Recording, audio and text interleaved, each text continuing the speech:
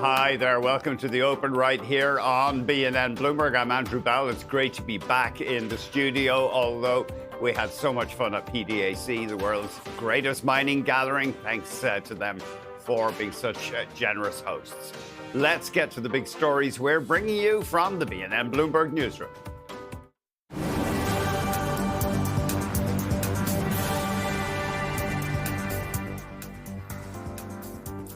George Weston, the parent company of Loblaws, missed revenue estimates in the fourth quarter.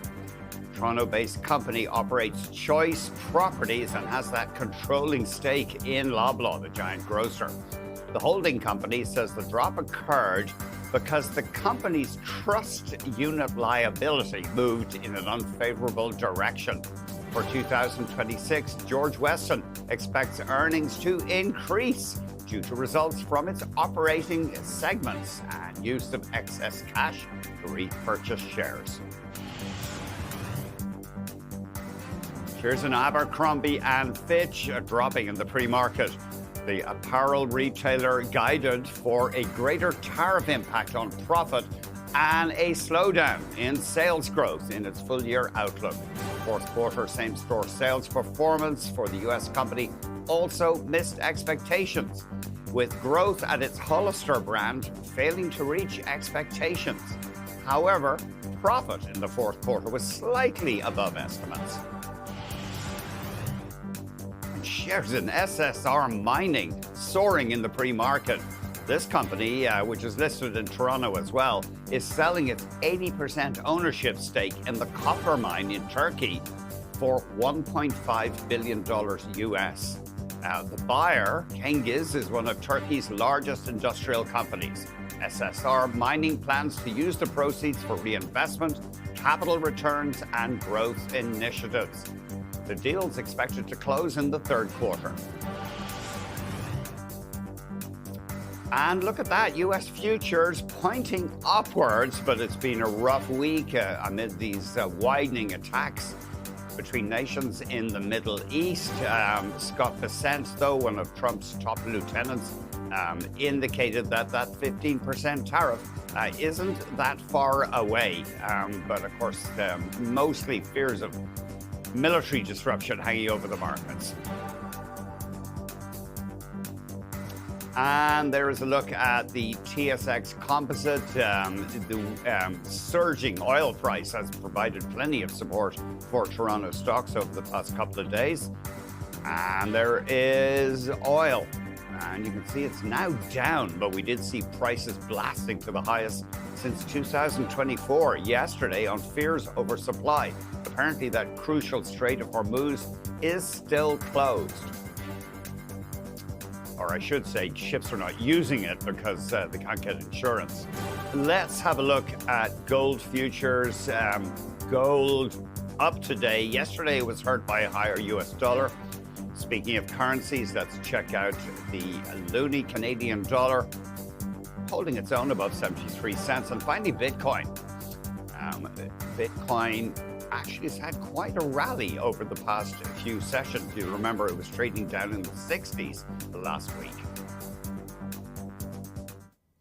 Apart from the fighting in the Middle East and the attacks on Iran and its retaliation, investors have more earnings results to unpack this morning, including MDA Space, George Weston, and CrowdStrike. Let's get more from Grant White, portfolio manager at Endeavour Wealth Management. Grant, it's great to see you. Thanks very much. I saw a headline in the Globe today indicating that war is never a time to sell sell your stocks. No, I mean, I think the headline's right. I mean, despite obviously the tragedy of the events that is going on from a market perspective, markets have very short memories for these type of geopolitical events, and so you want to be very careful. I mean, I've had a few emails from some investors talking about this as well and showing some concerns, and that's natural, obviously. But it is something you want to be really, really careful about right now. I think that volatility can really be your ally, though. I mean, if you're a disciplined investor, one of the things you got to be looking for right now, and we've been talking about this for months, but fundamentals are really climbing to the top here, and I think you want to focus in on those fundamentals. And if you can find good opportunities to buy in because of volatility, then that's a great thing for you as an investor. So you want to be very disciplined right now because the headlines can be scary, but that doesn't necessarily mean that it's going to be a long-term impact on your portfolio. Let's get on to some companies reporting MDA Space. What jumped out for you with those numbers, Grant? MDA Space is this company that I love. I mean, this is a really great Canadian story. And if you're interested in the economy of space, MDA Space has to be on your radar screens. So this is a great company with a lot of Canadian history in space. The Canadarm2, this is the company that brought that to life. And today they are big in the satellite game, telecommunication satellites. What stood out to me in the earnings is what we're really looking for is that continued flow of upcoming business, that pipeline of upcoming business, and how consistent that's going to be. And what's looking really strong out of that is we are seeing consistency there. And so I'm very optimistic about this company going forward. We have it as a buy rating. Now, it's a buy with a little bit of volatility to be considered. So I think that there is going to be volatility in this company, but it's very well managed. They do a great job. And I think the economy space is just picking up steam. And this is a great Canadian story at the forefront of it. Quite the jump. Revenue surging 44%. And so the geointelligence is one of their big businesses, robotics, and then satellite systems. And Desjardins saying once again, satellite systems was the star performer. Yeah, satellites, telecommunications satellites, but I mean, defense spending as well. We know that defense spending is going up in many parts of the world right now. And a company like MDA Space, which builds satellites with defense in mind, is going to do probably pretty well in that. And that's also why we're seeing that pipeline of upcoming projects looking so strong as well. And their backlog apparently is above 4%. It was down 9% quarter on quarter, but Desjardins doesn't see this as a real problem. Apparently, it excludes, for example, RadarSat Plus business.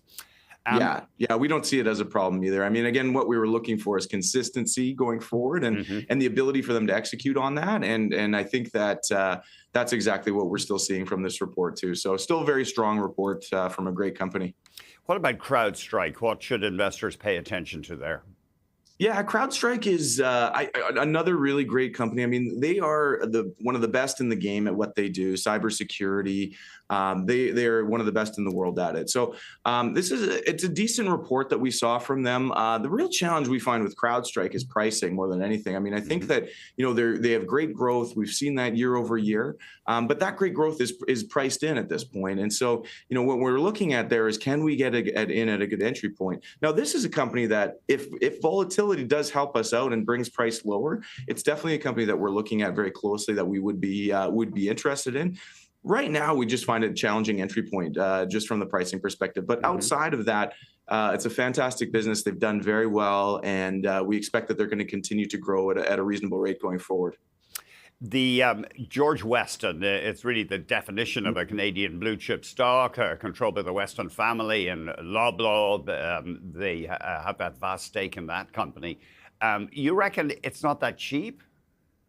Yeah, it's not that expensive, but it's not that cheap either. I mean, when we look at it from a pricing compared to historical averages, I mean, if you're looking at, price to earnings or other metrics, we're trading slightly above historical averages there. And so, I mean, it's a great defensive stock, though, at the same time. I mean, we know this company, it's essentially recession-proof with the businesses that they hold. And so, if you're looking at good core holdings, George Weston is a good company that many people across Canada will own.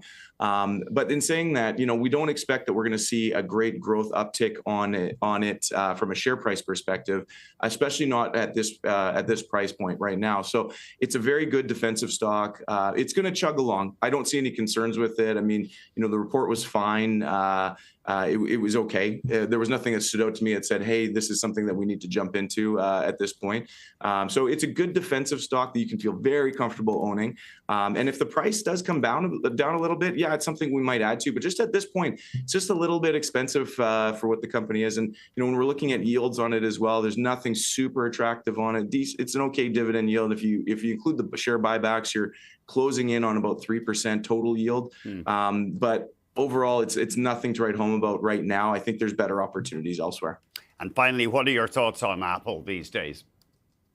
I think Apple is such an interesting company. I think it's one of those companies that really is going to surprise people. I mean, they've been waiting in the weeds and then playing that typical Apple playbook, I think, as it relates to AI. Now, we're seeing a lot of really strong releases come out this week with the M5 chip being implemented into a lot of devices, and there's more to come.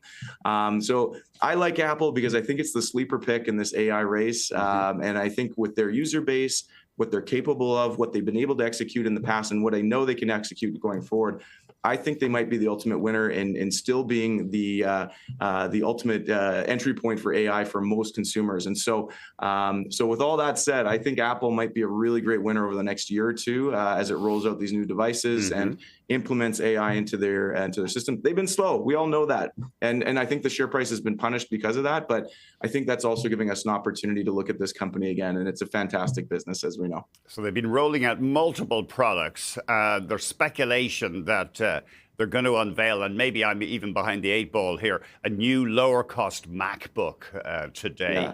Yeah. Although the company, they're saying we're hosting an experience today in New York. In any case, yeah, I think we're all watching it. I think it's going to be very interesting, and I think some of that magic might be coming back into Apple. It's not like back in the iPhone release days early on when Steve Jobs would do this, but I think that there is something to be excited about going forward with Apple, and that ecosystem of devices they have is really perfect to implement and execute this AI strategy. So if they can execute well, which I believe they can, then I think Apple's going to be one to watch for going forward, and it might be the central hub of how over 2 billion people access AI going forward. So, Grant, thank you very much indeed.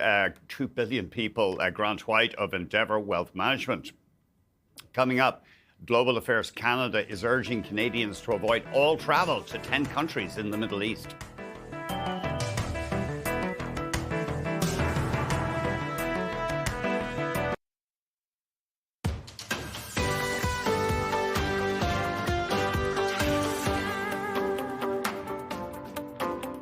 As the American and Israeli campaign against Iran enters its 5th day, Global Affairs Canada is urging Canadians to avoid all travel to 10 countries. It says that more than 85,000 Canadians and permanent residents are currently registered as being in the region. Let's get the latest from CTV's Scott Hurst. Scott, thanks very much. It's been 5 days since Israel launched these attacks. Just remind us on what Canada's latest response is.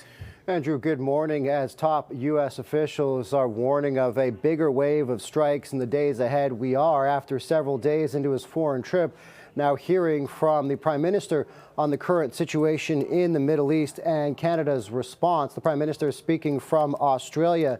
He initially reaffirmed Canada's original support for the initial strike by the United States in the effort to prevent Iran from obtaining a nuclear weapon, but said the support comes with regret as the current conflict, as he says, is another example of the failure of international order, saying the initial support does not come as a blank check. Carney is also calling for a rapid de-escalation and says Canada stands ready to support that goal, support that effort, saying diplomatic engagement is essential, Andrew, to avoid a wider and deeper conflict, as we are seeing Iran expand its counterstrikes across the region.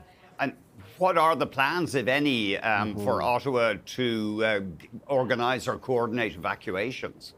Right now, we know that Global Affairs is tracking just shy of about 100,000 Canadians who are registered throughout the Middle East, and the guidance from the Canadian government is urging Canadians to leave the region through their own means. We have heard from the Foreign Affairs Minister, Anita Anand, saying she's asked Oman for permission to access its airspace if necessary for Canadian citizens to get out, noting that Oman still had viable airspace. However, she did say at this time there is no current plan for Ottawa to coordinate evacuations, either by working with commercial partners and using their airlines, Andrew, or using military aircraft.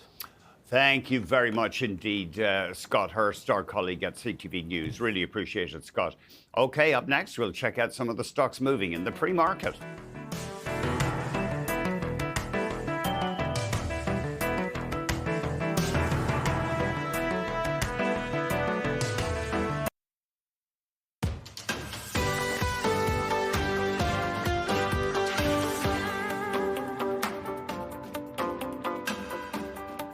The Prime Minister is in Sydney, Australia, talking trade, and he thanked the President of the United Arab Emirates for protecting Canadians amid the violence in the Middle East. CTV's Abigail Beeman filed this report. Good morning, Prime Minister. How are you? Canada's Prime Minister down under in his first media availability a week into his Indo-Pacific trip, asked about the U.S. and Israel's strikes in Iran. Prima facie, it appears that these actions are inconsistent with international law. Mark Carney said Canada supported the U.S.'s initial strike. We supported that aspect. That is not a blank check. And Canada backs efforts to stop Iran from getting a nuclear weapon, a position he takes with regret, given this reality. A nuclear bomb is a massive threat. It would be the biggest threat. With a reminder international law binds, Carney called for a de-escalation and said Canada can help in that process. It was also the first time Carney weighed in since a government official suggested India was no longer involved in foreign interference in Canada. I would not use those words. Okay. He says the official involved won't face consequences and wouldn't explicitly say whether he believed India is still actively interfering. There are aspects of those briefings that I can't share in public, and I'm not going to betray them. I will tell you that there is progress on these issues. Carney said a wide range of countries will continue to try and interfere from time to time, and Canada will continue to call them out when it happens. Abigail Beeman, CTV News, Sydney. A NATO mission in Iceland is giving Canadians a look at what could one day be part of its fleet of fighter jets. Of course, we're awaiting Ottawa's decision on which aircraft will be used to replace the aging fleet of CF-18s. We're already committed to buying some of the American Lightning fighters. CTV Geneviève Beauchemin filed this report. On duty for NATO in Iceland, the Swedish Air Force showed off just how fast it can prepare its Gripen fighter jets for takeoff. Our goal is to rearm, refuel, and do all the checks necessary to take off again in roughly 15 to 20 minutes on road basis. Aircraft technician Sergeant Emil Lindgren says the made-in-Sweden jet is easy to maintain in the harsh climate of the north. That's part of the sales pitch from Swedish-based aerospace company Saab to land a deal to sell its Gripens to Canada. We practice at home regularly in these conditions, so it's a match made in heaven, I think. But Denmark, too, has deployed to the region. It flies the F-35s and says its advanced fighters also perform well in Iceland. They are equipped well for this environment. Canada has bought 16 of those jets and is now reviewing a deal to go with a full fleet or with a mixed fleet of F-35s and Gripens. Both fighters are serving in this highly strategic region as Sweden leads its first air patrol mission as a NATO member. Its mission comes at a critical time. There's no sign of Russia scaling back on their Arctic ambitions. Since Sweden's rotation began, there have been no Russian sightings, no incidents. But its deployment also comes in the wake of U.S. President Donald Trump's demands to acquire nearby Greenland. I have to say, our relationship with the U.S. has been very good, and actually in the recent years, it has deepened quite significantly. But Iceland and its partners now protecting its airspace are training their sights on getting NATO allies to focus on common enemies. No doubt this is all information Ottawa is analyzing as it makes its final decision on its fleet of fighter jets. Geneviève Beauchemin, CTV News at Keflavik Air Base in Iceland. Yesterday on Market Call, we were joined by Keith Richards, President and Chief Portfolio Manager at Value Trend Wealth Management. His focus, technical analysis, excuse me, and his top ideas were Brookfield Infrastructure, Atkins Ray-Elise, and Archer Daniels. Joining us today on Market Call, John Zechner, Chairman and Founder of J. Zechner Associates, and he'll be taking your questions on North American large caps. Let's check out how major Asian markets finished the day. There's, of course, lots of fear over how, to what extent this war in the Middle East will spread. We saw selling in Korea. We also, in fact, the Korean index down apparently 20% in the last 2 days, including a decline of about 12% today. that's a very trade-dependent country. Samsung and Hyundai taking hits of 10%. Moving over to Europe, investors were looking for bargains right now, particularly in stocks that had been hit on fears about the economic impact on the Middle East. So they were buying travel, luxury, tech, and healthcare stocks. And let's see once again how things are shaping up on the markets south of the border. There is a look at the U.S. futures. Scott Bessent, the American Treasury Secretary, I beg your pardon, saying we're going ahead with those tariffs, those 15% global tariffs in the near future. However, he says that a hike is likely to occur this week. However, the EU, according to Bloomberg, thinks that it will, in fact, be exempt from that higher import levy. Iran still weighing, though, on the markets. Let's have a quick look at Bath and Body Works in the pre-market. That stock rallying up around 5%. They came out with a sales forecast that beat estimates, and some investors are betting on a turnaround at the company. There was selling, though, in Abercrombie and Fitch in the pre-market. Q1 forecast falling short of expectations. And let's have a look at the TSX and how it traded yesterday. Remember, higher oil prices have been boosting the market this week. And Toronto actually closed at a record high, just above 34,500 on Monday. But as you can see, it lost 2% today. These markets are incredibly volatile. Let's have a look now at some of the biggest winners and losers from a percentage standpoint. Paramount Resources, the energy producer, up more than 7%. Thomson Reuters up 6%. And of course, that company is mounting a full court press to convince investors that AI won't damage its vast data business, especially its massive global franchise, allowing lawyers to access precedents in legal cases. And you can see New Gold down about 7%. And Pet Value, investors are concerned about growing concern in the market for pet supplies. MDA Space, there's where the stock traded yesterday, and the company's backlog slipping in the latest quarter, but apparently, according to Desjardins, quarter on quarter, according to Desjardins, that's partly because RadarSat Plus business isn't included right now. We have got those opening bells next.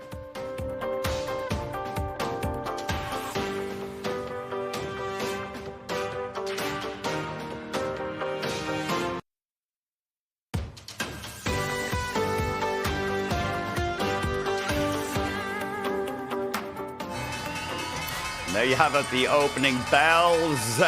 Okay, at the NASDAQ, it's Hyperliquid Strategies ringing the opening bell. In New York, it's Ronald McDonald House, New York, RBC Capital Markets, and New York Rangers. So they're pretty busy there. At the TSX, it's the Australian mining delegation opening the market. I wonder, do they have a few small dry sherries on their visit to Toronto? It's time for the first 15.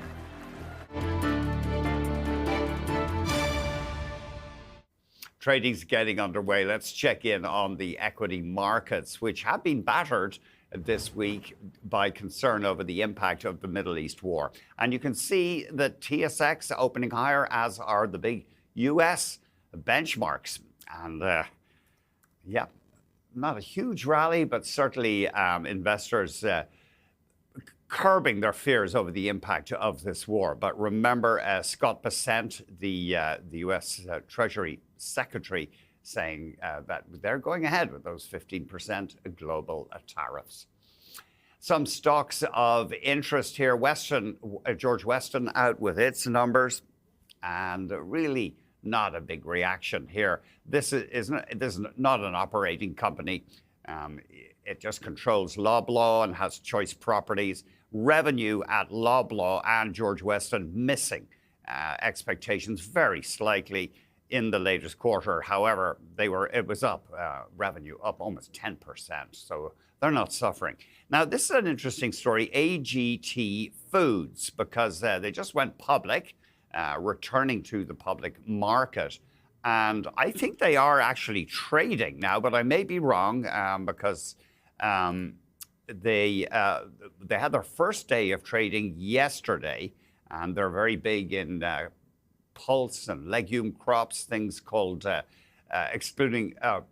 including yellow pea dough. So it's processed. The Globe and Mail saying they had a disappointing debut. Regina-based agri-food company controlled by Fairfax Financial. So their issue price was $23 a share, and that had already been brought down from the initial range of up to $30 a share. So right now, it's according to our numbers, it's closing or it's holding steady at $21.25, but down from the $23 IPO price. And let's have a quick look at Abercrombie. Used to be known for those racy ads. I think I'm dating myself. Down about 6%. Investors not loving the sales forecast. And finally, Moderna, the massive supplier of vaccines. And that stock down as well. Of course, the company, to some extent, is vulnerable to regulatory changes. Initially, investors liked the news that they had settled some litigation related to the delivery tech behind its COVID shot. They were facing lawsuits from a company called Arbutus and also one called Genevant over existing and future vaccines. But they reached this deal and the market liked it yesterday, and it does apparently remove a major financial risk for Moderna. Okay, so there's your quick look at the markets. Coming up, we're going to get more on how the conflict in the Middle East and Trump's global tariffs are affecting equities. That's ahead.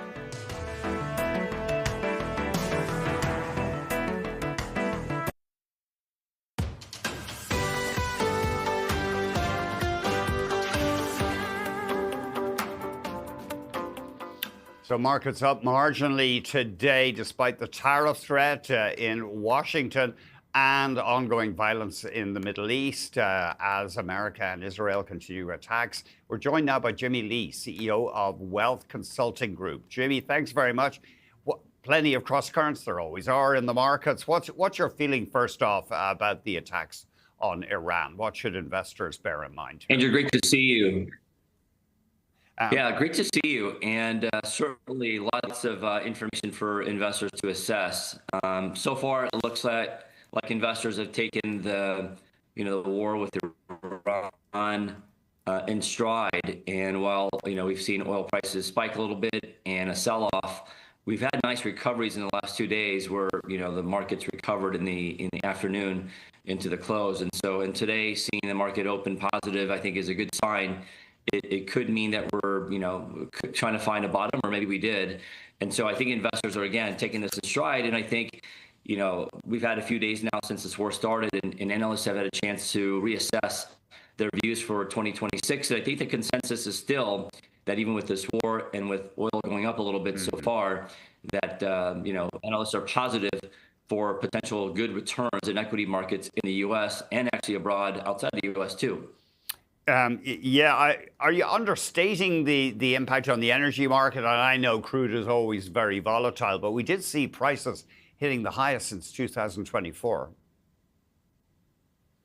I think there was concern, right, that the Strait of Hormuz could be closed and what impact that would have on oil prices and the effects on that on a more long-term basis with inflation. And so certainly that was getting priced in, I think, when we saw some more volatility. But I think that, currently the thinking is that, oil won't get disrupted to the point where we're going to have sustained high prices, high enough that would cause, real problems at the pump.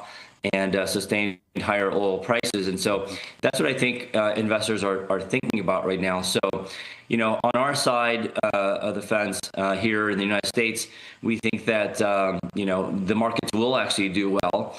And I think most analysts here in the United States do think that this year, just like the story for last year, that earnings and revenue growth and margin expansion possibly could continue to save the day for stocks. And at our firm, we do like the cyclical sectors, and so we think that those sectors will continue to do well. But we think that markets will continue to broaden out too, and we do believe that maybe interest rates, while with this oil spike, there's a little bit more pressure on rates coming down. We do believe that rates will come down, and maybe a little bit more than what investors think right now. What about the tariffs? Do you spend a lot of time thinking about them? I mean, it's just a weather vane, isn't it? The actual policy keeps turning.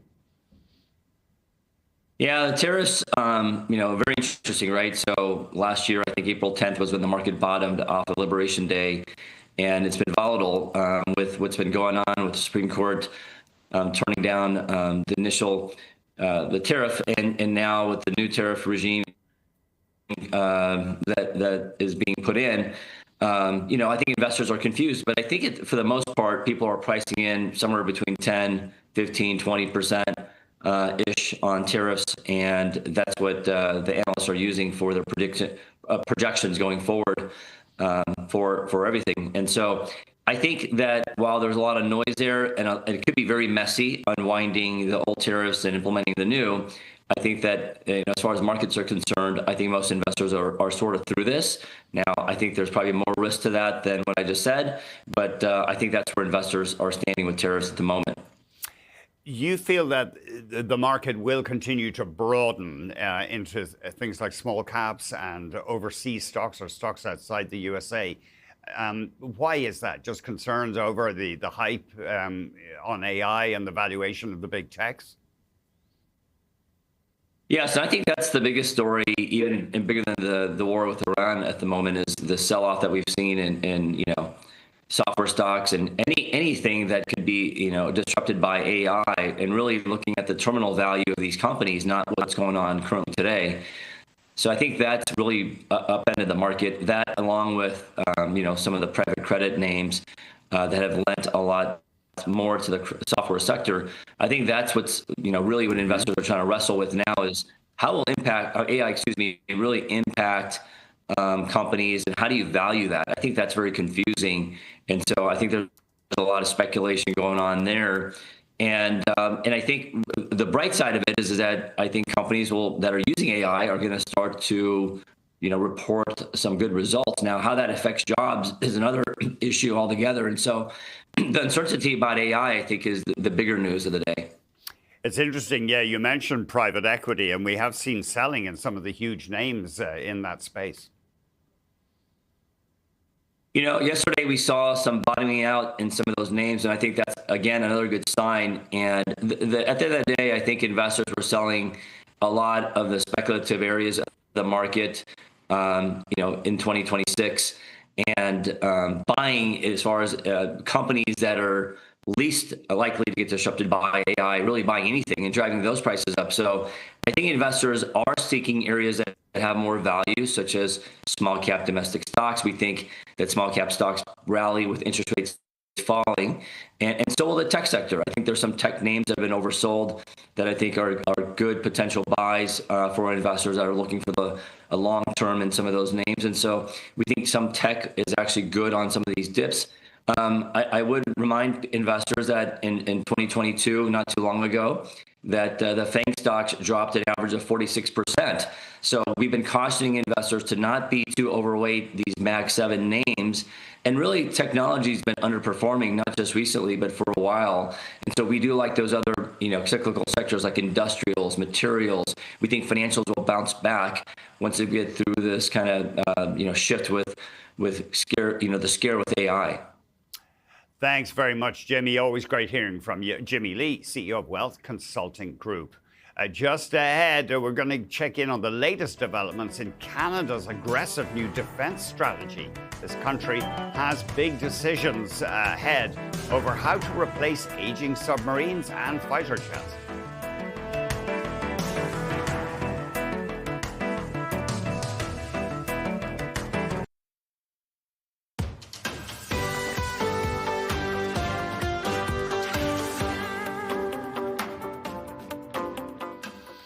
Okay, welcome back. An awful lot going on. Let's have a look at the TSX Composite. You can see still shy of the 34,000 plus that it closed at on Monday when it set a record high. And the oil price has been a driver of Toronto. Let's have a look now at oil to see how it's trading. It's really not clear, as usual, what actual disruption there will be to crude supplies.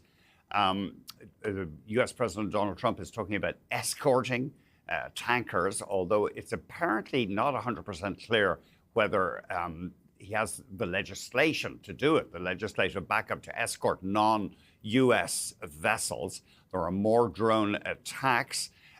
Earlier, we did see oil falling off the highs of the session on a report that Iran had quietly reached out to the U.S. in a bid to end the war. I guess they don't want to lose face by being seen as weak. The New York Times said that operatives from the Ministry of Intelligence in Iran reached out to the CIA through another country's spy agency. These spies, I guess a lot of them, they kind of know who they are. They know who each other are. Okay, let's have a quick look at natural gas, because a lot of the world's natural gas goes through that Strait of Hormuz, which apparently is paralyzed largely, not, I don't think, because of military action as such, but the latest I saw was the concern among insurance companies. A small container ship abandoned after being hit in Hormuz.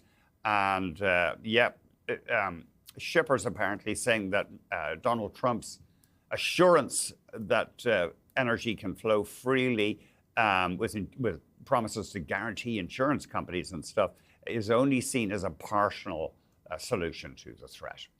Up next, we're going to get more on Canada's multi-billion-dollar defense strategy. Big decisions are ahead.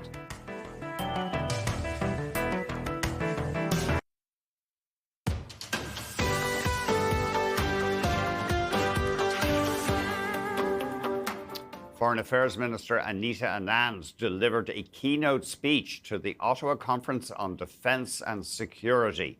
Let's get more from CTV's Jeremy Sharon. Jeremy, thanks very much for joining us. What was the big takeaway from the minister's speech? Yeah, Andy, look, we heard the minister this morning focus on kind of three key priorities, she says, the government has established so far, or at least themes she wanted to touch on this morning. And they are Ukraine, the Arctic, and the Middle East. The minister highlighting support that Canada has given to Ukraine in that ongoing war, touched on investments in the Arctic and a commitment to help further secure the Arctic, including her recent visit to Nuuk, Greenland, to open a consulate. The minister also touching on the situation right now in the Middle East and reiterating a lot of what we have heard so far from the Prime Minister on Canada's position. But this conference is one that is focusing, Andy, on defense spending specifically and new NATO commitments. At the 2025 summit in The Hague, a new pledge was made for countries, NATO allies or NATO members, to reach a new defense spending target of 5% of GDP. Now, Canada has accelerated its prior target that it had not yet met of 2%, and it is expected that by the end of this month, in March, that the federal government will meet that target of spending 2% of its GDP on defense. The minister reiterated Canada's commitment to increasing that further to meet the eventual requirement of 5% of spending GDP on defense. And that target is for, again, 2035, but would require more than $30 billion in additional annual spending on defense to get there. But the minister kind of recommitting this morning that the federal government still pledges to get to that target, and that they are still focused on doing so. So that means significant investments are ahead, and there are big questions about where to spend that money. Two of the places they can spend that money are submarines and fighter jets, Andy. Right, and we're already buying, we kind of forget, we're already buying a bunch of the F-35s. The question is, do we buy more? But the Swedes are still in there pitching the Gripen jet. Absolutely. To your point, we've already committed to and paid for 16 F-35s. The question is to complete the fleet that Canada is looking to acquire, which is a full fleet of 88 fighter jets, whether or not they continue to move forward with the American-made F-35s or opt for at least some of those jets to be of the Swedish Saab Gripen.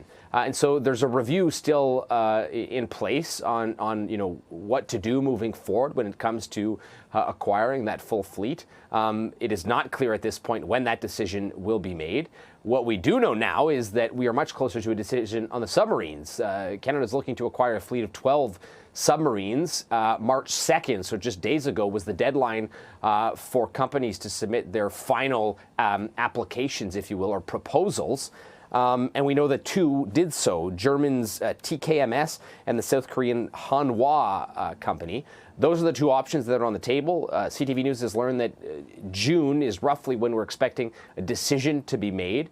And both of those include significant investments in the Canadian economy, incentives to go with their contract. We're talking about tens of billions of dollars here. It does not include, though, Andy, importantly, any commitment to establish manufacturing or supply chain for vehicles in the country. The industry minister, Melanie Joly, was pushing for either group to commit to establishing manufacturing for either German-made vehicles or South Korean-made vehicles here in Canada.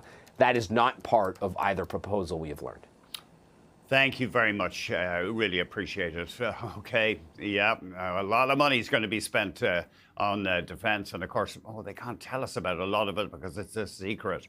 Anyway, Citi U.S. equity strategist Scott Cronert says the duration of the conflict in Iran is critical for stocks and will lead to short-term volatility. But overall, the strategist reckons that stocks are in a pretty good spot. Let's have a listen.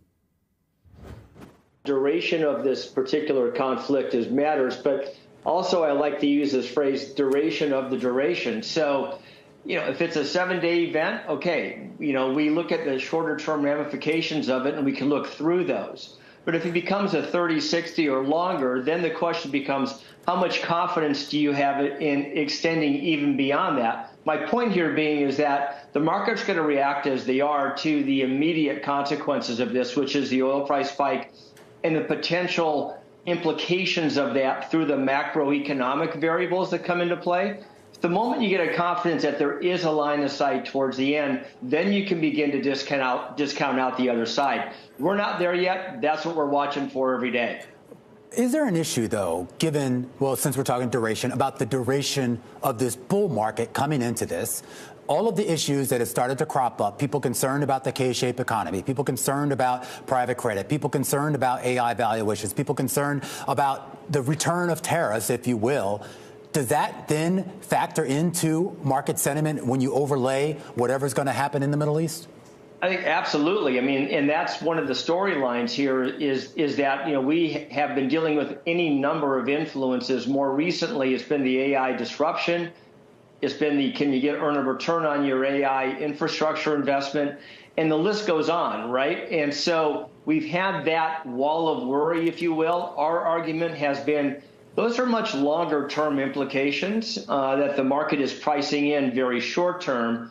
But I'd say on the other side of this, while we've been contending with a lot of these issues, which I believe are real issues, at the same time, underlying fundamental trajectories for the S&P 500 and for broader U.S. equities are actually in very good shape. And so they provide a bit more of a comfort on this. And so the way we've been playing it is, yes, expect the shorter-term volatility, expect the price action under pressure and sort of a risk-off narrative. But in terms of putting a limiting or gating factor on how deep of a sell-off you get, we take a lot of comfort that the valuation backdrop has been improving up until this past week with the onslaught of the oil price surge off of Iran and potential implications for the Fed, for rate trajectories, and for the underlying economic condition. It's interesting, Scott. I mean, if we were having this conversation a week ago, we'd be having, a different topic of the moment, which was what's going on when it comes to the software sell-off, what's going on when it comes to some of the existential concerns percolating through different industries about what AI is going to mean. And you think about what we're talking about now when it comes to the situation unfolding in the Middle East, medium term, long term, what do you think is going to more dictate where sentiment goes? I'm always going to focus on the intermediate to long term. We'll leave the trading calls to a different, genre of investor or trader, if you will. It gets really difficult because you're trading off of a lot of metrics that you can't really identify for right now. Again, coming back to this duration concept. What we've been arguing, Katie, in the case of, let's say, the software sector, is that we think it's discounted a pretty decent hit to terminal multiples and therefore terminal values. We wrote about this, I think it was 3 weeks ago now.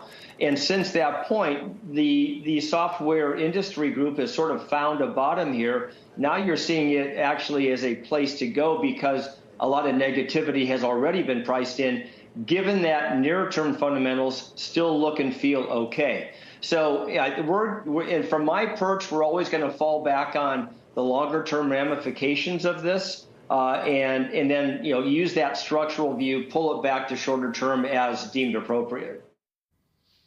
Up next, we're going to take a broader look at the market, and we're going to drill into some of these Canadian earnings reports, including the latest from Capital Power.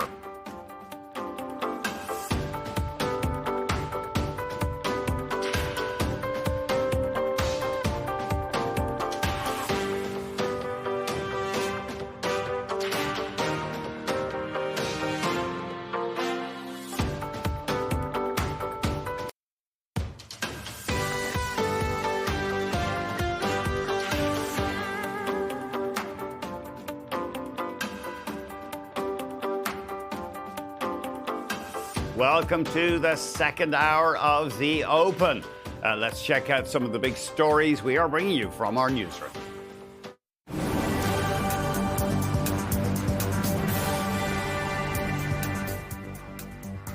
The Prime Minister says his support for U.S. military action in Iran came with regret. He added that the current conflict is another example of the failure of the international order.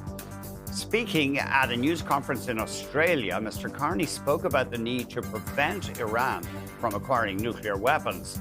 But he said that the U.S. and Israel acted without engaging the United Nations. It's for the United States and Israel to make the case, and for whether or not that is the case. And it's for others, more expert than me, non-lawyer, certainly non-international lawyer, who are more expert to make that determination. And that said, well, Canada was not asked to participate. You know that. We were not informed in advance. We were not asked to participate. Prima facie, it appears that these actions are inconsistent with international law. Canada has signed 30 new partnerships with 12 allied countries under the Critical Minerals Production Alliance. The Energy and Resource Minister, Tim Hodgson, says the deal will lead to more than $12 billion in spending on mining and processing projects. He also says secure critical mineral supply chains are part of national security and sovereignty. And he adds that Canada is creating infrastructure to allow greater mineral processing.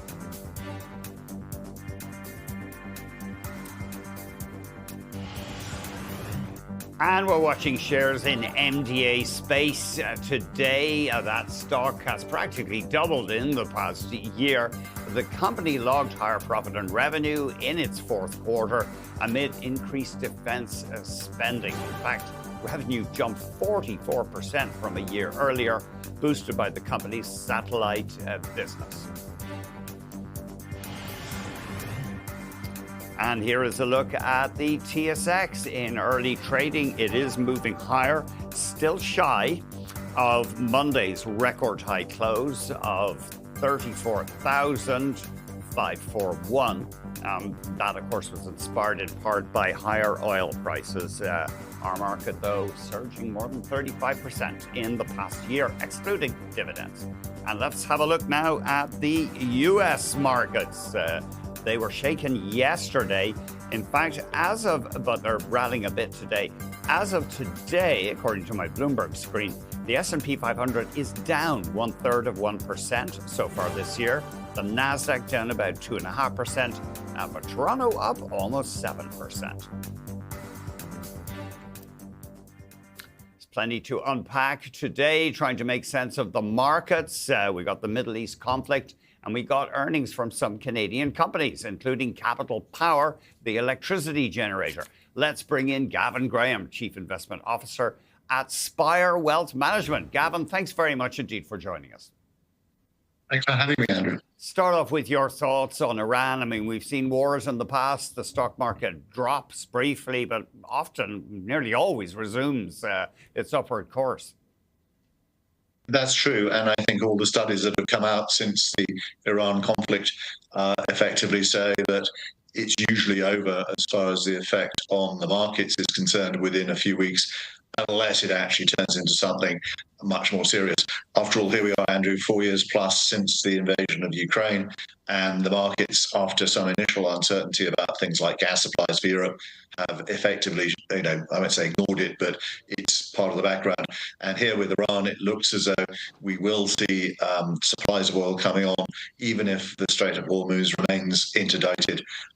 You do have lots of oil at sea, as I think David Rosenberg was pointing out, and obviously things like liquefied natural gas, the US or Australia can increase production if Qatar can't get its products out. So it does look as though we've had that spike in oil, but as with Ukraine, it may well be that we will see that come back in time once it's clearer as to what the final outcome is. What have you had time to, there's so much going on, but have you had time to pay any attention to South Korea? Apparently panic spread through Seoul's financial district yesterday, and we've seen that market dropping almost 18% in 2 days. And part of it is just leverage bets. There was a national mania turning the stock market into South Korea's obsession, and it had pushed their Kospi index higher. Absolutely. And leverage is never a good thing, Andy, as you know. It's when the market's going down. It's wonderful when it's going up. Yeah. But when it goes the other way, it's very, very painful.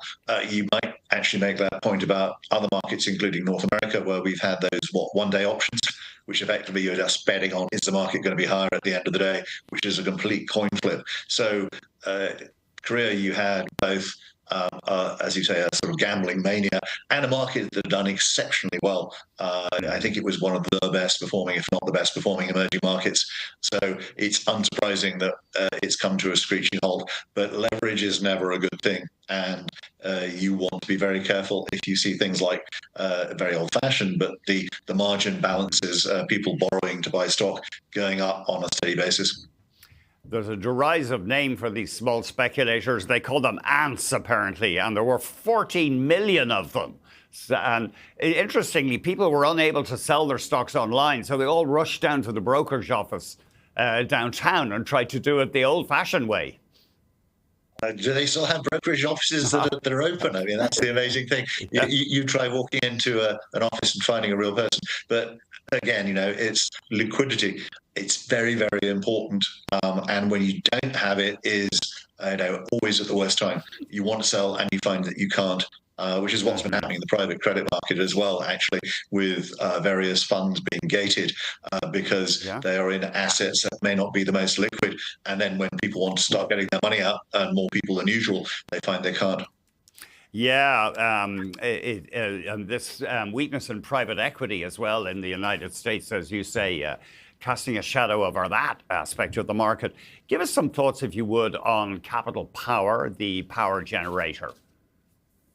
Well, it's a stock that's done really well. It's actually had a bit of a pullback in the last year because it was seen as an AI play. Here was the way to actually get exposure to the demands in power increasing. And in fact, I think Capital Power, when it came out with its results this morning, said there's a new data center contract in Alberta.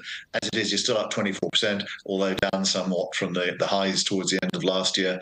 It's added 2.2 billion gigawatts of capacity in the US. It's added an extra 10 years to its Michigan power contract. So all in all, Capital Powers are very well positioned to benefit from the increase in demand for electricity, raise the dividend again, which I think is about 15 years in a row. All in all, it's a stock that's pretty attractive and pays you a decent dividend as well. You reckon that big energy companies, diversified energy companies, should be part of just about everybody's portfolio? And for example, you suggest Suncor or Canadian Natural? Absolutely. And again, what's happened in Iran has reinforced the attractions of long life assets in a politically stable country with a relatively business-friendly administration. As it was, Suncor and CNQ were both making loads of money last year, and there you are, you're up 47% for Suncor.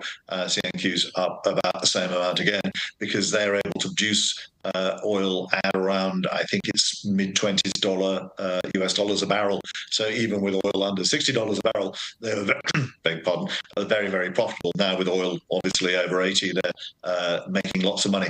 But they've also been buying back stock, raising the dividend. They haven't been making dilutive acquisitions. So quite frankly, everybody, we're going to be using conventional oil and gas for quite a long while, and having long life assets in a politically stable country looks more and more attractive. Thank Gavin. It's great talking to you, and thanks very much indeed. Thank you, Andy. Gavin Graham, Chief Investment Officer at Spire Wealth Management. Coming up, Ontario has added iron and aluminum to its list of critical minerals. We got more from the province's Minister of Energy and Mines.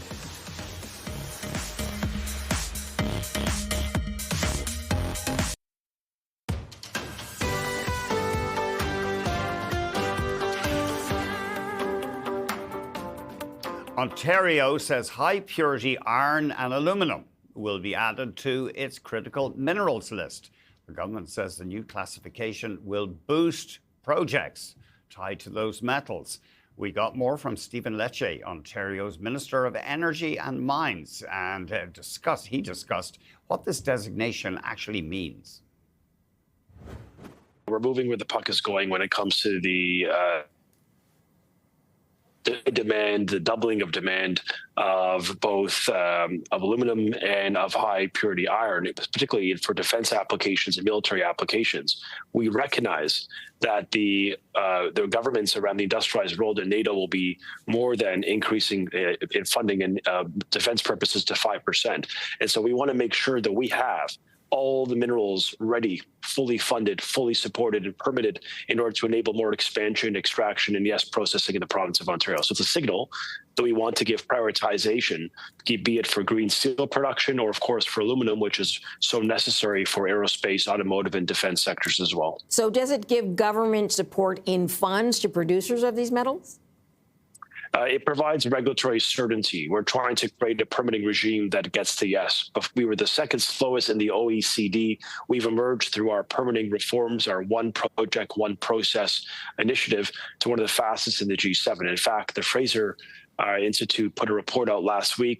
Ontario was the 15th in the world for attracting mining investment. We're now number 2 in the world and number 1 in Canada. So our policy of reducing red tape, creating certainty for investors, building the enabling infrastructure, including, for example, like yesterday, the road to the Ring of Fire and the transmission corridor, is all building, I believe, confidence in creating this reliability narrative that is central for many companies or governments seeking their predictable place. And Ontario certainly meets that score as a friendly democratic nation that has all of the resources the world needs. Minister, when was the last time that list was updated? 2022. And as you can appreciate, a lot has changed since the weekend. So I think it's fair to say that we need to be hawkish and rather on the offense when it comes to our commodity sector. Our premier in government has been quite relentless in championing a reform agenda that reduces permitting timelines and increases the certainty for investors. And that's why at PDAC this year, the largest ever, we are seeing a renewed sense of energy in this province, from nuclear power to our critical mineral play. They see this province as open for business, and that we will slash the red tape, cut through the noise, and build. And the fact that we're building the roads, the Ring of Fire, 5 years ahead of schedule should signal to you all, starting construction this spring, that we mean business. Okay, let's talk about the auto sector for a moment, which has been battered by all the changes in tariff rules from the U.S. and has been struggling, as you know. How will something like this designation for aluminum, which gets used quite a bit in cars, help that sector? Well, it ensures security of supply. I mean, for many of our industry partners, they are concerned because, as you know, much of the critical mineral or rare earths or certainly amongst precious metals, they're highly concentrated in China. And if we want to step up, improve how we access minerals and how we process minerals in this country, then we will give more prioritization to the critical minerals that are actually going to help us build our economy and our industrial base. And so our auto sector, which is very much under attack through these tariffs from President Trump, any support they can get, access to high quality minerals, access to localized product, reduces costs, increases competitive advantage. And for many of these businesses that have ESG standards, the fact that we are the gold standard, high environmental and labor and the rule of law, we fulfill all the criterion that I think a modern industrial base would want. So it's about signaling that we're ready to roll. We're ready to actually punch through, deliver impact, and get permits approved. It could be for the auto sector. It could be obviously for the mining sector or sort of proper. Whatever the application, everyone will benefit in Canada if we can unlock our economic potential by getting more resources to market and doing more processing at home. Is there more stockpiling then of aluminum and the high purity iron because they're on that list? That's not part of at least this iteration of the plan. The federal government has contemplated a G7 buyers club, stockpiling offtakes. These types of elements are being led through them. We're working very much with them. In fact, I just left a minister of Canada's ministers of energy and mines meeting with the federal minister. So we're having those discussions about how to bolster our supply chains. But for now, the principle is launch a updated, modernized critical mineral strategy that gets us to #1 in the world when it comes to mining investment, both from attracting the capital, retaining the investment, and then scaling these businesses so that they can actually succeed and prosper in the province. And so far, our success story has been strong. We've seen large-scale investment in the province as of late. It's, I think, in part because of the permitting reduction, part because we're building the power sources, the transmission, the generation. We have a large nuclear and hydroelectric base, rather affordable power rates relative to those around us, and a very high-skilled workforce. So I think when you put that all together, the message is clear. Ontario is that reliable partner and is a safe, predictable jurisdiction to invest. You mentioned the Ring of Fire and being ahead of schedule in building the road that goes there, which is not an easy task. We know that. But when do you think shovels will be in the ground in that project? Yeah, so we're actually going to start construction this spring. I think many people, look, for my entire lifetime, we've been talking about the Ring of Fire as a concept. Our government has already authorized the transmission line into Greenstone, into the gateway of the Ring of Fire last month. And this month, we announced just yesterday with our premier a plan to accelerate the approvals and to get shovels in the ground commencing this spring. So you will start to see road construction take place ahead of schedule. These projects, the goal is to get them in place by 2030. And that's an unprecedented speed, given the fact that, yes, these are not easy terrains and topography to build in, but we've got the capacity and the know-how. We've got businesses already moving supply into the region, and we're preparing for what can be the unlocking of 70,000 jobs, $22 billion to the national GDP. Yep. Many of the large companies in the region, I think, will be prepared to get to advanced exploration because we've given them the certainty. We built the infrastructure, we've worked with First Nations, and most perhaps importantly, we've cut the permit timelines by half. Coming up, we'll take a look at some notable analyst calls, including Stifel starting coverage of CAE with a price target about $10 higher than the current stock price.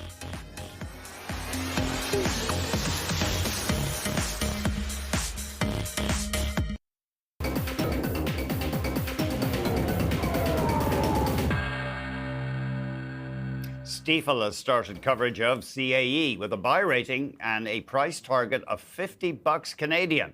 The firm says CAE is the world's largest pure-play simulation and training provider to defense and civil aviation. The company offers, Stifel says, quote, a catalyst-rich multi-year investment opportunity due to Canada's new defense strategy. That's what the analyst is telling investors. Interesting, actually, CAE is off its highs, but up more than 20% in the past year. And let's have a look at Target, which not so long ago produced a sales outlook that disappointed investors, but that stock has been rallying lately. The retailer got upgrades from Bernstein and Telsey Advisory Group.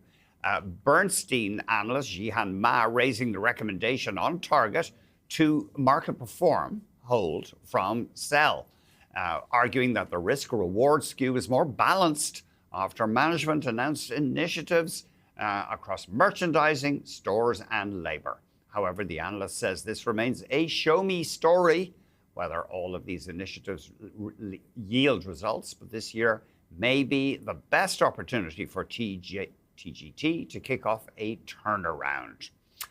Telsey analyst Joseph Feldman says the upgrade reflects confidence in the company's strategy by recapturing its Target merchandising magic, enhancing the customer experience and leveraging technology and AI. And Telsey raising the stock to a buy from a market perform and increasing the price target to $145 US from 110. Now, Pet Value has been warning investors that it faces tough competition, and that stock has been suffering this week, down again today. It just got downgraded to neutral from buy at CIBC with a price target of $28. That has been cut from $36. CIBC says results from Pet Value, quote, fell modestly short due to a softer demand environment, but also more competition in the form of promotions. Now, the stock did slide, and CIBC says there's probably limited further downside, but it also sees few catalysts right now to get the shares moving up again until same-store sales growth improves. Coming up, we'll find out how the Canadian dollar has been faring as we enter day 5 of the Middle East conflict. Stick with us.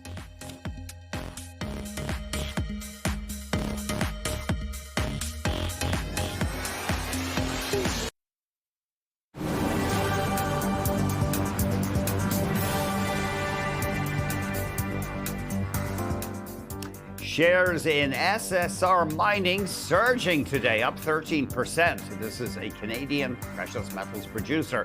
It's selling its 80% stake in the copper mine in Turkey for $1.5 billion US in cash. The buyer is one of Turkey's largest industrial companies. National Bank saying selling off this mine removes an overhang from SSR stock.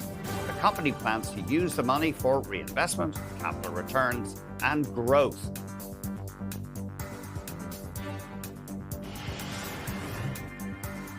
Shares in George Weston down about 4%. The company did miss revenue and profit estimates in its latest quarter. Part of that was driven by lower than expected revenue at Loblaw. However, George Weston expects earnings to increase from its operating segments, and it will use excess cash to buy back shares.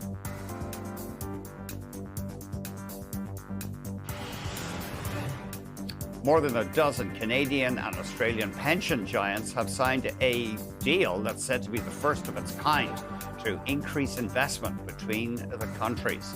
Under this memorandum of understanding, funds will cooperate to channel more pension capital to both markets. The Australian funds say the agreement will enable both governments to remove policy barriers and improve the business environment for investment.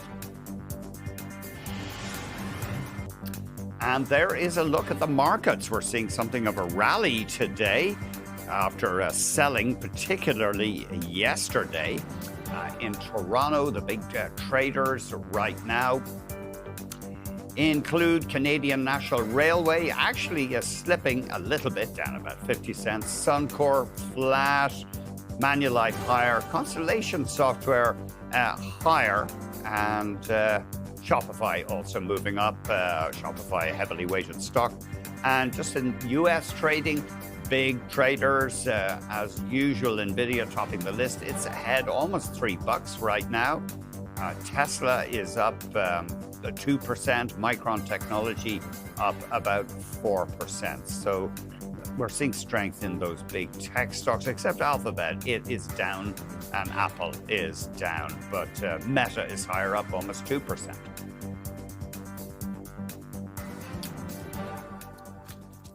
The US dollar has been getting something of a boost. Investors are looking for safe havens or at least liquid assets that they can dump in a hurry amid this latest fighting and violence in the Middle East.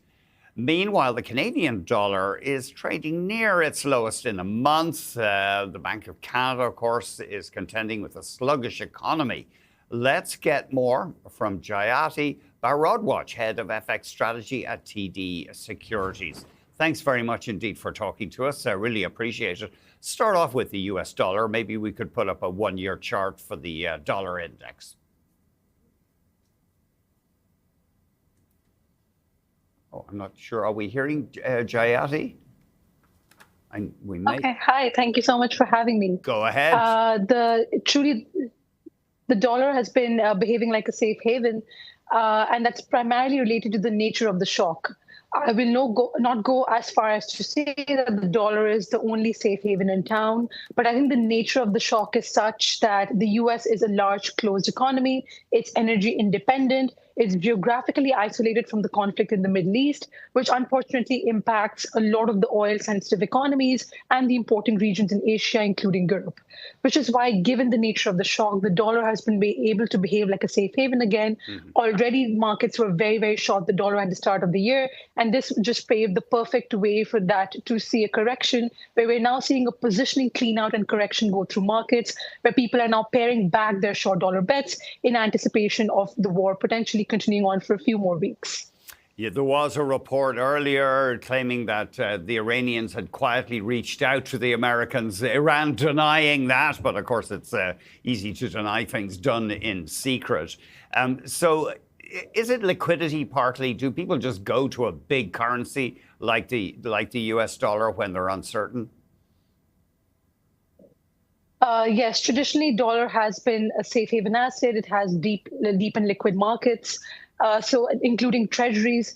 But the market reaction has been a little bit interesting because over the weekend, once people came in on Monday, while the reaction in the dollar made sense, the reaction in the treasuries was not what you would expect, because it's not as if people were flocking towards treasuries, because the yields actually went higher, which means that treasuries sold off because people now started getting concerned about the inflation aspect there. But the dollar, I think, particularly saw a boost and a safe haven boost. And particularly, that's basically because of everyone being proved wrong on the positioning side. Everyone had been very comfortable being holding long, risky assets, long EM currencies. Everyone was short dollars and sitting comfortably on it. But this was one shock that they had not anticipated, which was a big positioning disruptor in FX, which is what is leading to the moves that we're seeing in markets, especially yesterday. Let's maybe have a look at the euro here, because it has seen some selling. Part of that, of course, US dollar strength. But also, when you see oil prices go up, it's terrible for Europe's terms of trade because it's a massive importer of hydrocarbons. Yeah, I think that's the main point, which is what's being reflected in markets as well, which is where Euro, China, and a lot of the importer economies in Asia and also Japan in developed markets, they're all big importers of oil. They're sensitive to that. Their terms of trade are sensitive to that, which is why, unfortunately, if this conflict extends, if for some unfortunate reason this is not the worst we've seen, but the Middle East gets engulfed into an even larger conflict where oil prices start moving higher and remain sustainably there.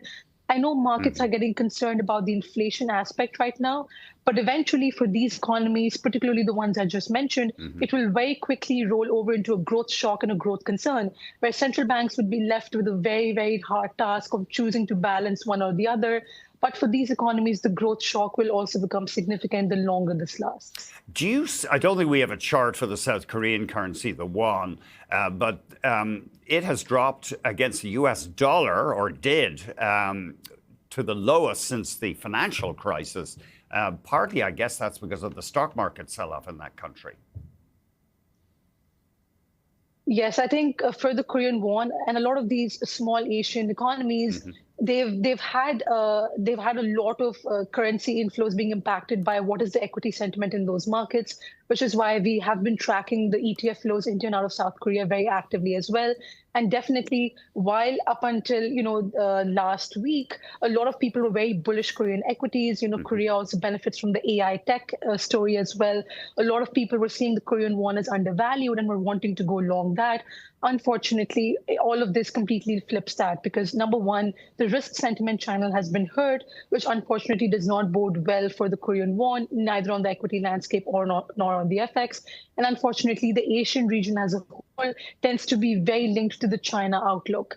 Iran's oil disruption in oil exports, China is the first country or the prime country to be hurt in that because most of the Iranian oil exports were going to China. And the Asian region as a whole is very linked to the China outlook. And if that continues to get on worse, unfortunately, the high beta currencies in Asia, including Aussie and the Korean won, will unfortunately keep getting hurt. And finally, the Canadian dollar. I've buried the lead here. I've saved the important story to the last. What is your outlook on the Canadian dollar over the next year, say?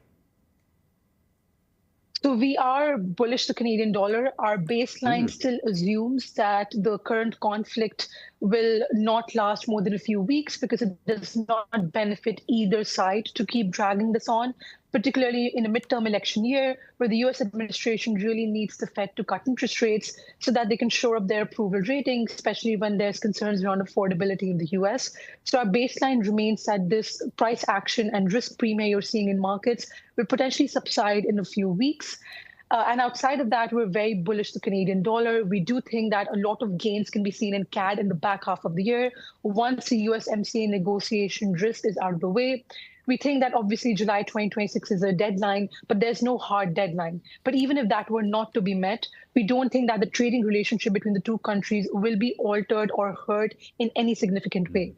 You can see that even after the IEEPA ruling, where immediately the exemption for USMCA was one of the top things where the US administration came out with, even after the IEEPA ruling was backed down.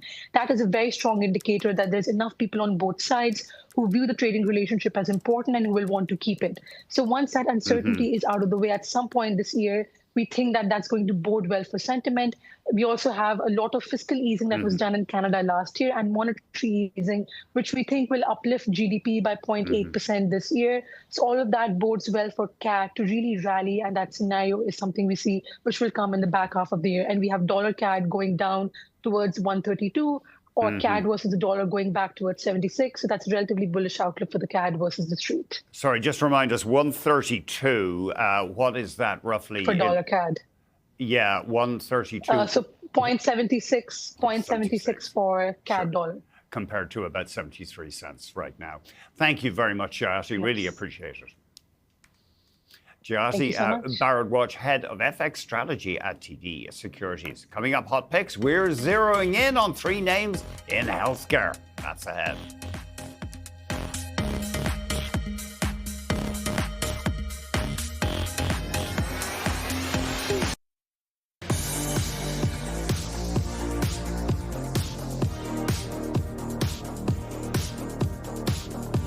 On Hot Picks, we are drilling into healthcare. Our guest covers names like Merck and then another couple of companies that I'm not familiar with, BrightSpring Health, for example. We're joined by Brian Tanquilut. I'm very sorry, Brian. He's a healthcare services equity research analyst at Jefferies. Brian, how do you say your second name? And my apologies. Hi, Andrew. How you doing? I'm Brian Tanquilut, healthcare services analyst here at Jefferies. Thank you, Brian Tanquilut, and I'm very sorry. Start off with this company, BrightSpring, if you would. Just remind us what they do and why you like the look of the stock. Yeah, no. So BrightSpring Health is one of the largest specialty pharmacies here in the U.S. So what they do is they mail primarily oncology or cancer drugs to patients' homes. So if a patient is undergoing chemotherapy at a hospital or at a clinic, when they get home, they still need a lot of other drugs to help in their cancer care. And so what BrightSpring does is they actually send those drugs to the patient's homes. And so because of the fact that cancer is such a big growth area here in the U.S. and even globally, we're seeing outsized growth for BrightSpring on one hand. So we're seeing very robust top-line growth, think mid-teens to mid-20% organic growth range on revenues. And then on the flip side of that, we're seeing some of these drugs that they're selling lose their patents. So now we're seeing generic introductions for some of these medications. And what that's doing is it's driving margins significantly higher. So when you look at EBITDA growth here, this is a company that continues to beat and raise and show margin expansion. We're seeing at least kind of like high teens to mid-20s organic growth rates. So your stock's trading at 12 times EBITDA, still pretty inexpensive for a company with that kind of growth profile. And you may have mentioned this already, but KKR Private Equity selling some of its stake, so that's removing part of the overhang. That's really a good point. So KKR, took this thing private a few years ago. We IPO'd this back in 2024, and what we're seeing, or what we've seen over the last year and a half, is that KKR has pared down their ownership of the name, and so that overhang from the idea that PE will dump stock in the market in an open market transaction is starting to dissipate. So their ownership is down to about 22% of the stock. So they sold stock on Tuesday this week, and we didn't really see much of a movement in the name. So I think what that shows is that investors are now, number one, ready and prepared for this and don't view private equity sales as a negative. And if anything, there's enough demand in the market to absorb, a 20 million share secondary offering for the private equity group. And your next idea, better known, McKesson, massive in drug distribution. Yeah, so McKesson, one of the top distributors of pharmaceuticals here in the U.S., kind of the same thesis. Oncology really is the big driver of the McKesson thesis. So number one, aging U.S. population, we're seeing the use of drugs, just because of more seniors using medications. We're seeing that growth translate into strong results for McKesson. But the real thesis here is I'd say it's threefold. Number one, this is a company that is no longer or not in the crosshairs of the government. So regulatory risk here is very, very, very low. So at a time when we're worried about changes in healthcare here in the U.S., this has become a very good defensive position for a lot of investors. Second, we're seeing that demographic shift that I mentioned. So the fundamentals of the business are really strong and translating to mid-teens to high teens EPS growth. And then the last piece here in McKesson is that as we look out to 2028 and beyond, kind of similar story to BrightSpring, the world's largest drug, Keytruda, which is a cancer medication, will lose its patent protection around 2028. That should be a benefit for McKesson, who incidentally also operates the largest network of cancer clinics in the U.S. And so they will benefit from that drug losing patent. They're going to start selling generic versions of that. Margins expand. So there's an EPS or earnings growth acceleration that we are expecting beginning in 2028, on top of already a very healthy growth rate here in the mid-teens on EPS. And then finally, RadNet, RDNT, what do they do? RadNet is the largest operator in the U.S. of diagnostic imaging clinics. So think of X-ray, ultrasound, MRI, PET scans, and CT scans. So they're heavy on the East Coast and heavy in California. So that business is also growing sort of kind of like low double-digit range organically. We are seeing a lot of growth. Again, aging population is driving a lot of healthcare utilization here in the U.S. But the other side of that is these advanced imaging modalities, so MRI, CT scanning, PET scanning, related to cancers as well, and heart disease and neurological disorders, and I think Alzheimer's. All these things are driving a lot of demand for these high-end imaging modalities. So that's the core business of RadNet. Now, the other side of RadNet, which is really exciting, is the fact that they are the largest owner of AI, clinical AI assets in the diagnostic imaging space. So they have developed or acquired assets that can read imaging scans using AI. So you don't need a doctor in theory anymore to read these X-rays and ultrasounds and MRIs and mammographies. So they own the largest collection of those technologies, and that is going to drive significant growth going forward, in addition to upsides in numbers, over the next 2 to 3 years. Oh, I bet the doctors are coming up with reasons. Oh, you couldn't do that. No, anyway, we better not go there. Actually, I do remember reading a while ago, AI was being tested in scans, and it was finding problems, tumors or whatever it was, and they didn't know how it was doing it. So AI is just the mystery continues. Thank you very much. So just at that point, Alex, I mean, this company will, as we think about how AI could disrupt clinical delivery, clinical care, and healthcare, this is a company that actually should be a beneficiary from the development of AI, number one, but also the fact that they own the assets. They are going to be the winner in this AI shift as we see more healthcare incorporate AI. Thank you very much, Brian Tanklet is Healthcare Services Equity Research Analyst at Jefferies. Coming up, a shortcut to market. These special purpose acquisition corporations have not worked out for Canadian investors. We're going to talk about an ignominious record for SPACs when we come back.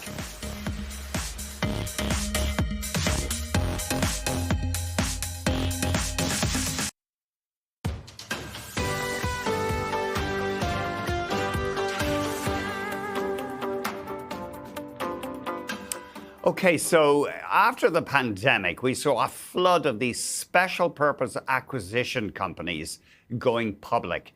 But our guest says in Canada, those deals went off the rails. And his numbers indicate that not a single Canadian SPAC that completed a deal has been trading above its IPO price.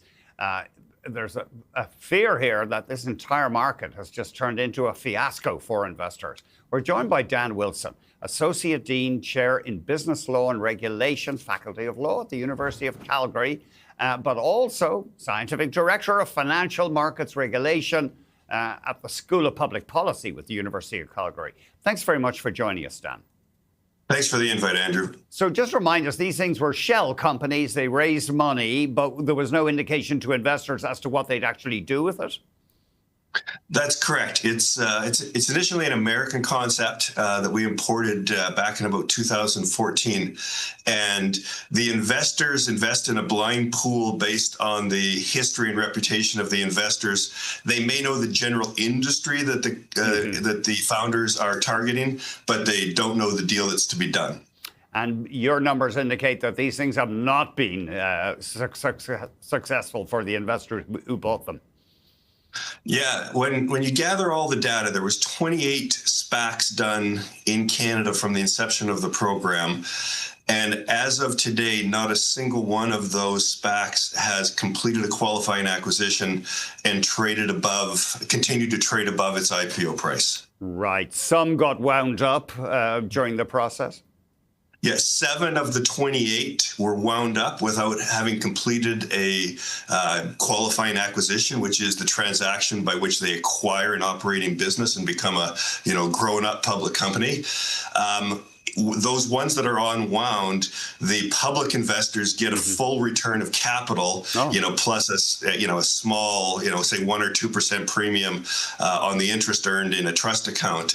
But the founders take a complete bath on the entirety of their investment, having paid all the proceeds of the deal if they don't get a deal done. The worst, some of the high-profile failures in Canada included Lion Electric, the Quebec maker of electric vehicles. Yes, yeah, that's a famous one. Taiga Industries was another deal in electric recreational vehicles. One of the most notorious ones was Apollo, which had a list of founding shareholders who were scions of Canadian business, and that was taken private at 45 cents on the dollar. Right. These were billed as the poor man's or the poor woman's private equity. I guess it just shows, you could argue whether they were private equity or not, but it just shows the hazard of investing in things with less disclosure, for example. I wouldn't suggest it's necessarily a disclosure issue. Okay. I think, Andrew, the problem is a misalignment of interests created by the structure of the SPAC. It was an American idea. The American market's very different from ours. It's much larger.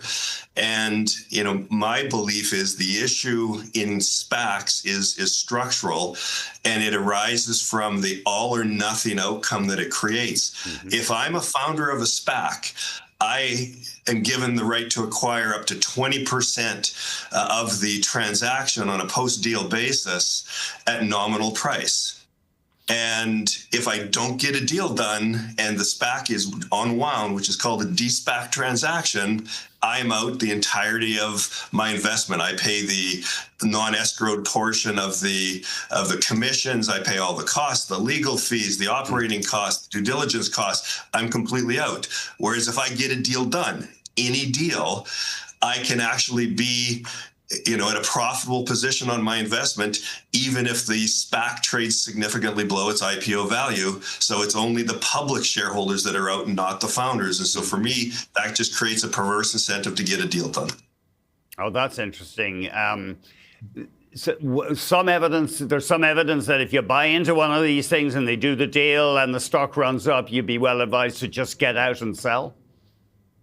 Well, the public investors buy units or some type of structure that includes both a share and a warrant. Mm-hmm. And so, with 28 out of 28 Canadian SPACs not trading above, obviously the goal of doing these deals is to do good qualifying acquisitions and have them ultimately trade up. But the best return strategy would have been to choose to liquidate your shares as a public investor at the time the qualifying acquisition is done, which you are given the option to do.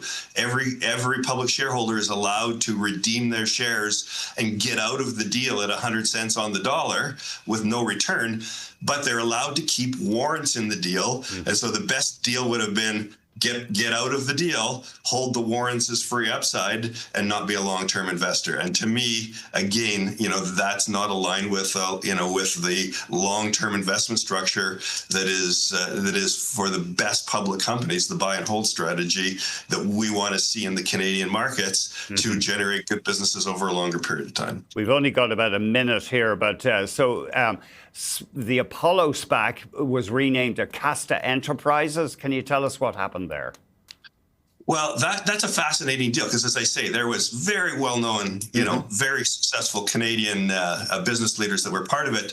But at the end of the day, what they did for their qualifying acquisition is part of the company was invested in shampoo manufacturing on a private label basis, and another part of the company was in private financing for leasing of aircraft. Well, you couldn't have two more different business lines, and it just shows the desperation to get a qualifying acquisition done on an expedited basis before they ran out of time. Dan, thank you very much indeed. I really appreciate it. And it's a really interesting piece of research as well. Thank you. Dan Wilson is Associate Dean and Chair in Business Law and Regulation at the Faculty of Law at the University of Calgary, among other titles. Do we have time to look at the markets very quickly and the oil price? Because, of course, oil yesterday, certainly the global price, blasting to the highest since 2024. There is oil right now. It is down slightly, but look at that spike over the past few days. Apparently, the crucial Strait of Hormuz de facto closed because companies are having trouble getting insurance to sail by it. And one small container ship hit and in the region. Just looking at oil so far this year, wow, oil on a percent basis has jumped in New York almost 30%. Thank you very much indeed for watching our show. Morning Markets is up next.